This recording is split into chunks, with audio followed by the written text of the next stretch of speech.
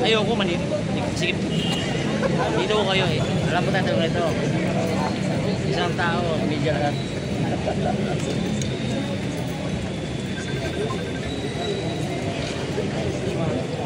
Apa yang saya bilang? Kanina, pero disable. Disable no?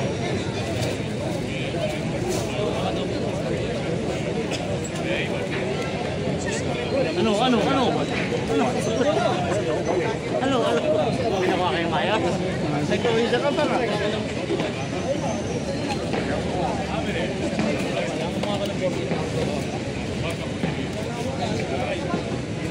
Haba ng telefon, palungkit eh.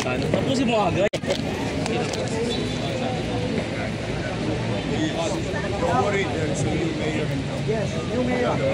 So he's only mayor now. You got your Yung vlogger, mahaba naman yung mga basta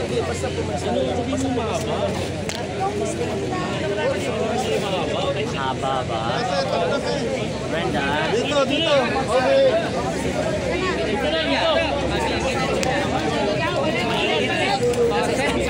Sento. Mainit talaga. Bigat pwesto.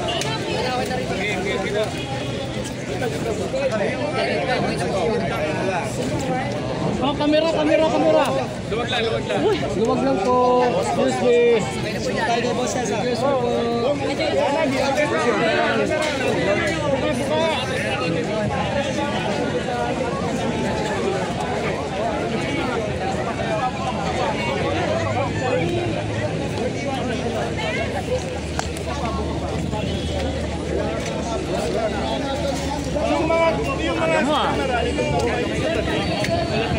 Buka.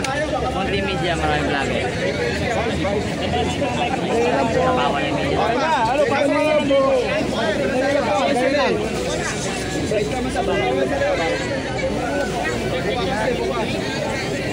Umpisa ako.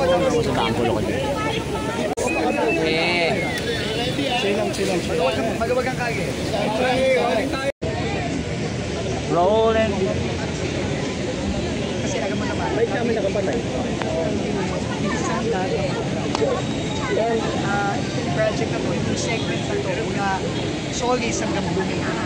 Kahit na mahigit isang kilometro na dalawang taon na-award yung kontrata sa Indonesian Consortium 2023. Ngayon lang ito nagsimula under the leadership at gusto ko lang talagang ulitin yung pasasalamat ng buong national government, lalo na ng Panginoon Mayor sa Bumiti.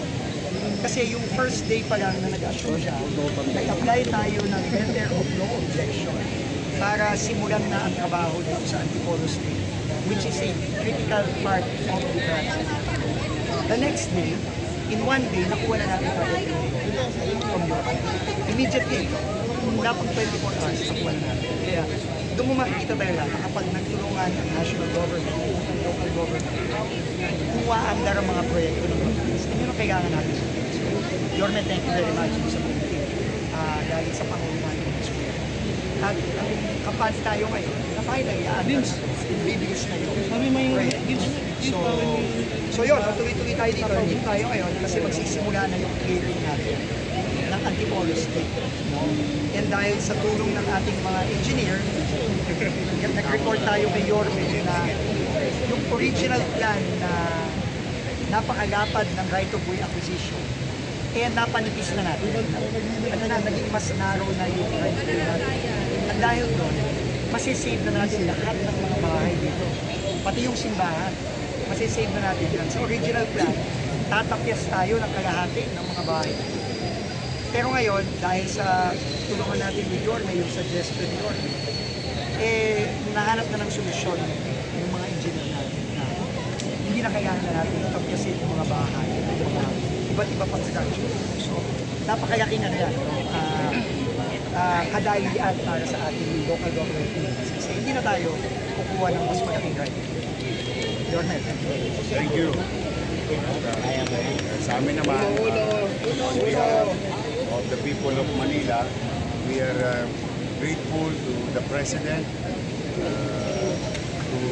na may implement na yung project. Natutuwa kami na may bagong DOTR Secretary na mabilis din kumilos. So that's why gusto namin sabayan yung energy ni Secretary Vince at lahat ng proyekto na makabubuti, lalo na sa ating mga kababayan, the city government will support it 101%. In fact, ito po yung sinabi ni Sec Vince, noong minute nila kami at ng buong team niya, sabi ko, subukan ninyo naman yung bagong gobyerno ng Maynila because it's been there has been a delay for 2 years. No one is moving here, but we try to show our support by approving. Ito po para na po sa kaalaman ng lahat, mapabarangay, mapa-community, that the city interpose no objection to the project.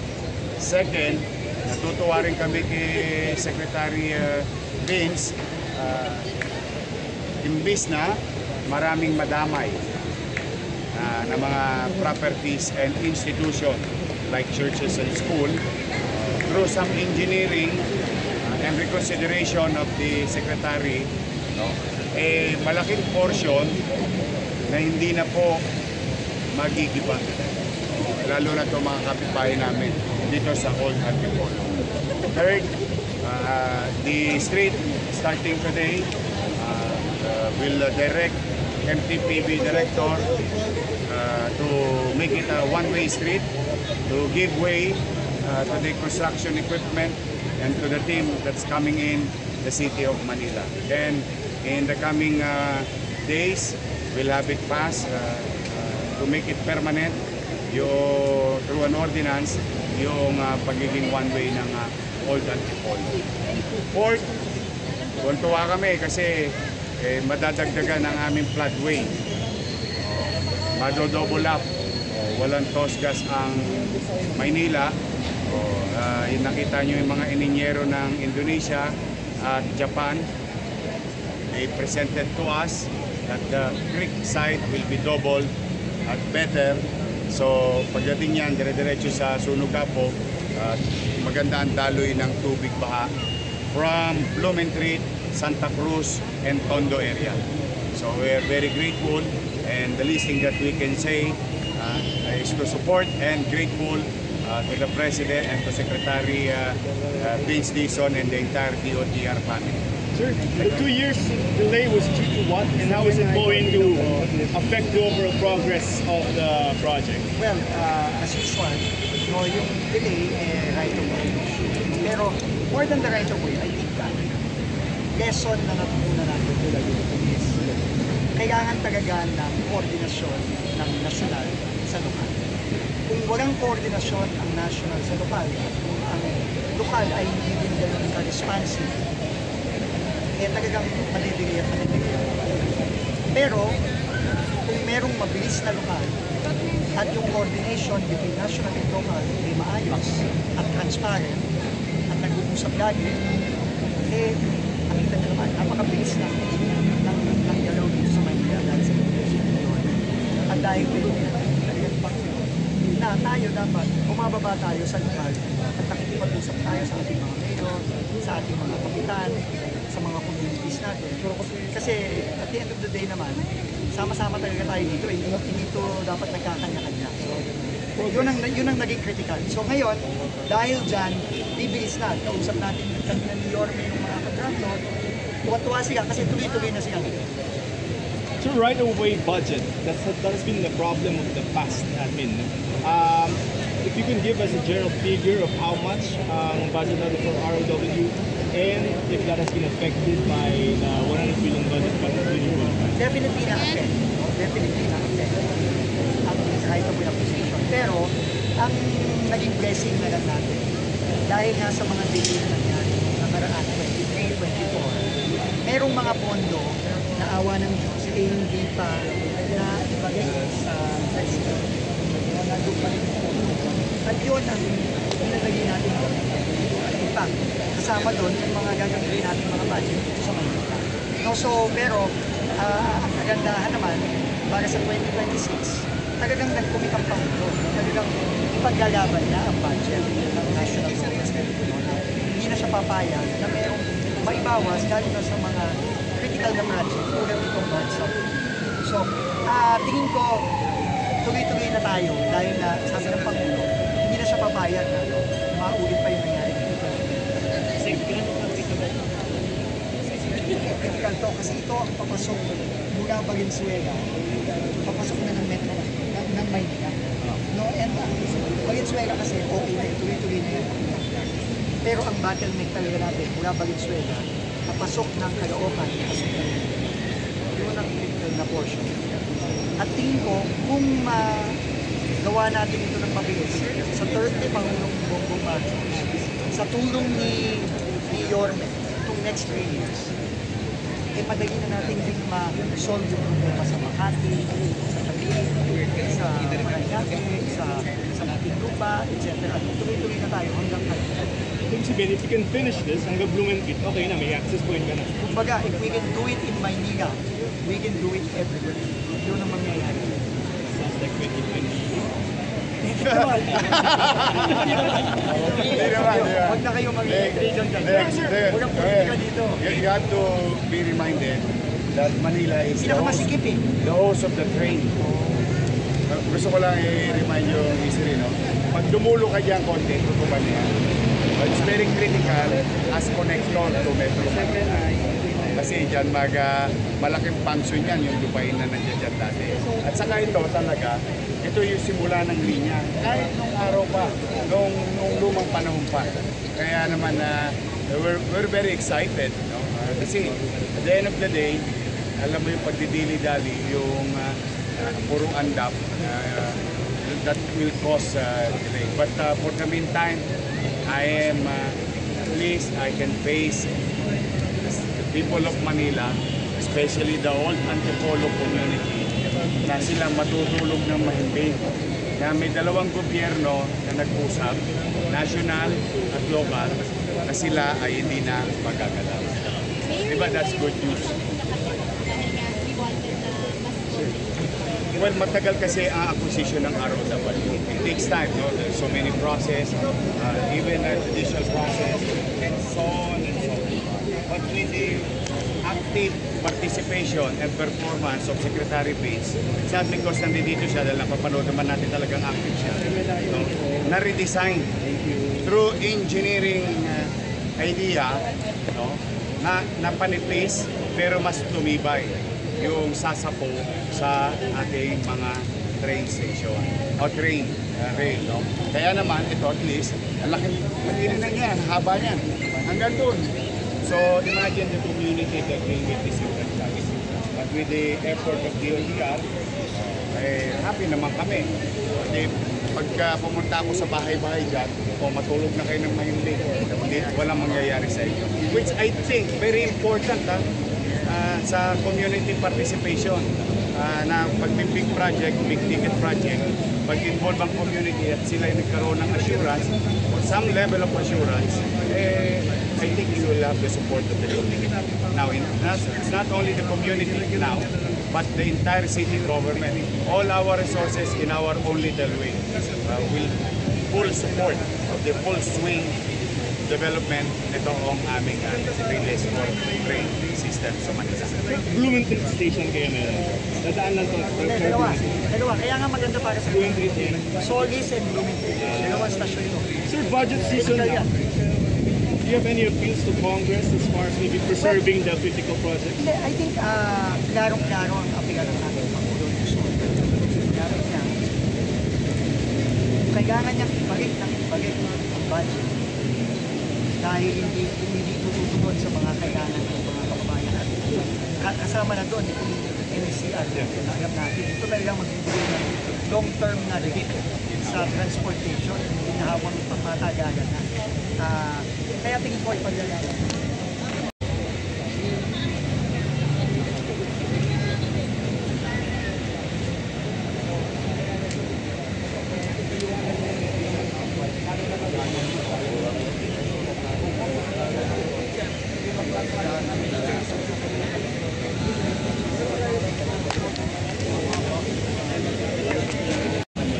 In the coming future, our children will have a better transport system. Yan naman yung Ito amin. ba, sir? Ito ba, paano? Kasama din yan. Kasama din yan. Hindi kasama sa package. Ibang package. Pero Naturally. sikundahan ko lang yung sinabi ni Yorme. Sa mga kababayan natin dito. Assuming yung nagtatrabaho ka sa Makati. Lalakad lang ng konti, sasakay sa Solis. Bababa na sa Bunso. Bababa na sa Magallanes. Ano yun, napakadali. Siguro, dito mula Solis hanggang Ubandia. Baka ano pa, baka wala pang kids. Yes, most likely. So napakadali. So ang laking bagay talaga nito. Kaya ano talagang laking pasalamat natin sa LGU ng Manila. Finally, gumalaw na. Hindi, ito tingin ko, dahil nga gumalaw na tayo ngayon, bibilis na to. Pero yung 2032 hanggang Kalambani, Ito ba kaya ba ng 2028? pipilitin natin. Hindi pa ako makakasalita. Mga 3 years. Baka Years malaman of over-promise ako sa success inyo. behind you. Pipilitin natin. Hindi, basta lahat kasi ng our presence here is maraming requirements sa ano pa. And that requirements, we will work hand in hand with the DOTR family or team. And which, I have said before, tawag ko ako, pre-approve na kayo. That's, if I may put that in right perspective, no? Pre-approve na kayo. Sort of saying the message of the city, whatever you're gonna do here, you will have the support of the city. Whether legislation, whether acquisition of land, or anything na may tutulong namin. Traffic, katulong na nila ngayon ang lungsod ng Maynila.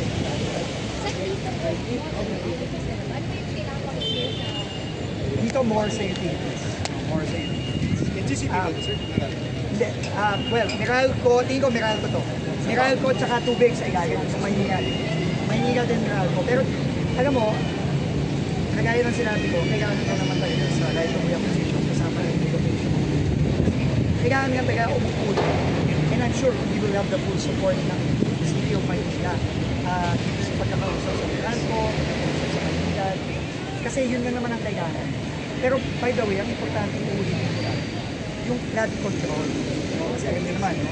After nung napakaganda, napakabigat na presentation ng Pangulo kahapon, talagang kailangan, hindi natin pwedeng pabayaan. Kaya kanina, napansin ko, ni Yorme, tinig na natin kagad. Ang unang tinig na ni Yorme, tinuro niya sa akin dito. No? Kasi malaking problema yan. So, not only are we going to double the capacity of the creek, magkakaroon tayo ng dodoble natin yung box culvert sa ilalim ng Antipolo Street. Pero ngayon i-announce ko na merong request ni Yorme na inaprobahan na namin. Yung ilalim ng Reyes, kasi ang i-release natin yung Reyes. So yung ilalim ng Reyes, gagawa tayo ng dagdag pang flood control. At sa itaas ng flood control, gagawa tayo ng at pedestrian para naman yung mga kasamahan natin, mga kababayan natin, mga taga-Maynila sa Antipolo, may maganda naman silang lalakaran at na safe sa ilalim ng alam. Magkakaroon niya ng bike lane, siguro may mga business park pa yan, napupondohan ng DOTR at bibigyan natin sa city. Kaya mga bikers, shout out. Oo, level sa road. Meron kayo. 2032 yung buo na yun. Pero tingin ko mauwi. Pero sa mga status nila kahapon, they were paid in Metro Point. Confirmed yun. Alamin ko, i-confirm ko yun. Pero yun ang sinabi sa atin ng mga vendor kapon. So kailangan aalamin ko. Ngayon, aalamin ko din. Saan ba sila nagbabayad? Ano ba ang stand nila? For all we know, baka nagbabayad sila, dapat nasa loob sila, pero lumabas sila. I don't know. So we have to find out. Kailangan alam. I-meet ko ang Ayala mga kasi ang Ayala All the way.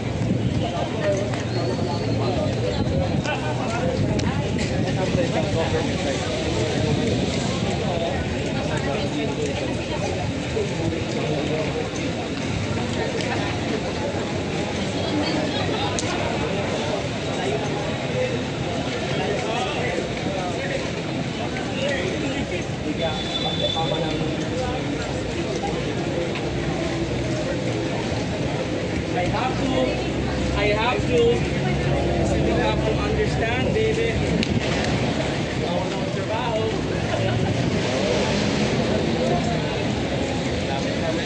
Boss, sabi.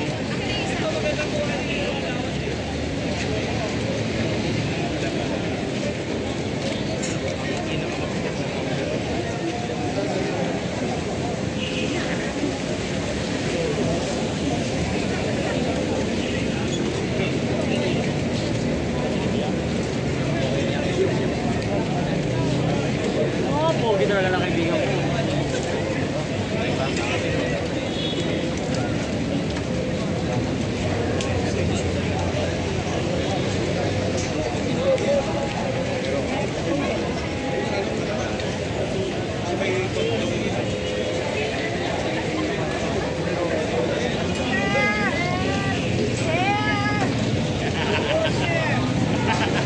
Mobil natin siya.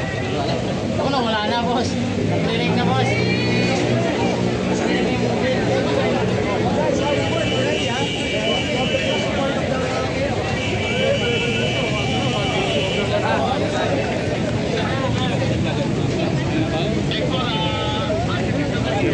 Tan, paanda rin mo na.